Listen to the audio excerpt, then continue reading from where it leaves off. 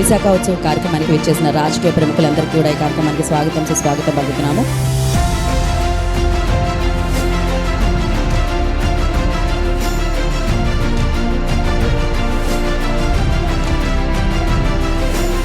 Venues are being created for a variety of activities and we are expecting 1 million plus visitors. 9 రోజుల్లో more than 3,000 people కి employment వస్తుంది.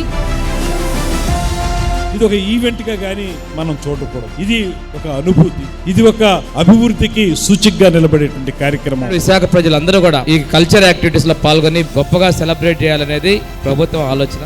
ఈ నెల 24వ తారీఖు నుంచి 1వ తారీఖు వరకు అద్భుతంగా డిజైన్ చేశారు. తాగితే అరకు కాఫీ తాగాలి, తింటే అనకాపల్లి బెల్లం తినాలి, చూస్తే విశాఖ ఉత్సవాలు చూడాలి. ఆ రేంజ్ లో ఉండబోతున్నాయి. ఇది ఒక అద్భుతమైన విజయంగా మీరందరూ కూడా కలిసి చేయాలి. ఇండియాలోని బిగ్గెస్ట్ బీచ్ ఫెస్టివల్ అంటున్నాము. ఖచ్చితంగా ఈ ఫెస్టివల్ సక్సెస్ కాబోతుంది. ఈ సంవత్సరం చాలా బాగా సక్సెస్ అయ్యి ఇది ఒక యాన్యువల్ ట్రెడిషన్ అవ్వాలని నా కోరిక. ఈ ప్రాంతంలో జరిగేటువంటి ఈ ఉత్సవాలను విజయవంతం చేయాలని ప్రతి ఒక్కరు ముందుకు వస్తాను ఆశిస్తూ థ్యాంక్ యూ అనండాలి. ఈ 9 రోజులు జరిగిన ఉత్సవాలన్నీ కూడా నెక్స్ట్ ఇయర్ ఉత్సవాలు వచ్చినంత వరకు కూడా చెప్పుకునే విధంగా చేయాలని విజ్ఞప్తి చేస్తూ కంపల్సరిగా ఉత్సవాలు సక్సెస్ అవుతాయి, సక్సెస్ చేయాలి. ఈ 10 రోజులు మీకున్నటువంటి స్ట్రెస్ ని తగ్గించడానికి వీలుగా కార్యక్రమాలు జరుగుతాయి. పిల్ల పాపలతో కుటుంబ సమేతంగా అందరూ రావాల్సిందిగా ఇదే నా స్వాగతం.